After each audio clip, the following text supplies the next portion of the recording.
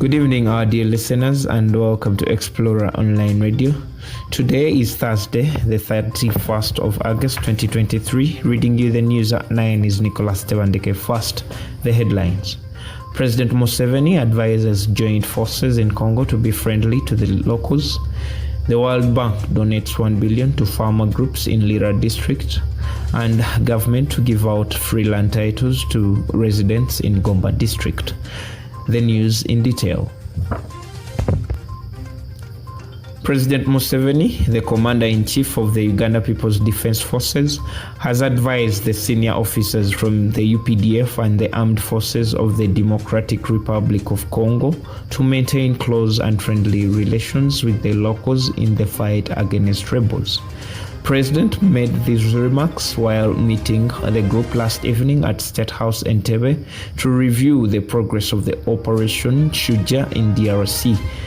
The meeting is part of the Memorandum of Understanding between the two governments to jointly fight the ADF rebels in eastern DRC, and it comes at a critical stage that requires better decision-making by the joint forces for the mutual benefit of the two countries. UPDF is set to launch the fourth large-scale round of the operation inside DRC, which started in November 2021. Away from that, the Uganda Nurses and Midwifery Examination Board has this morning passed 44,414 students from the 50,942 candidates who sat for the examinations in June this year. While releasing the results at the Office of the President, the Board Executive Director Helen Mukakarisa said 34,122 are continuing students, while 16,024 were finalists ready to be released to various hospitals across the country. Mukakarisa reported an improved performance of candidates at the certificate level and a failure rate at the diploma level, attributing it to challenges related to school fees payment and social disruption.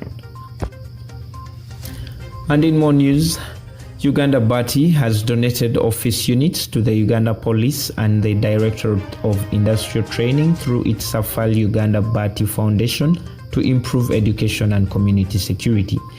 Ian Rumanyika, the head of External and Corporate Affairs, says the donation strengthens the company's position as a responsible corporate citizen. The office units, strategically located at the Uganda Police duty-free shop in Nsambya, serve as accessible hubs for police officers to engage with both serving and retired officers, as well as the community members. Haji Chirunji Sulaiman, the commissioner of the Uganda Police duty-free shop and supermarkets, has emphasized that the donation addresses the challenge of limited space, and this boosts productivity and creates a conducive work environment. In Lira district, the World Bank has extended a 1 billion shilling grant in form of a maize meal and other items to the Ogur community, intended to promote beekeeping and fish farming. This maize meal can produce 25,000 kilograms of maize flour per day. Dennis Opio, the board chairman of Nyeko Rak Cooperative Society, says they have registered 45 rural producer groups to benefit from the program.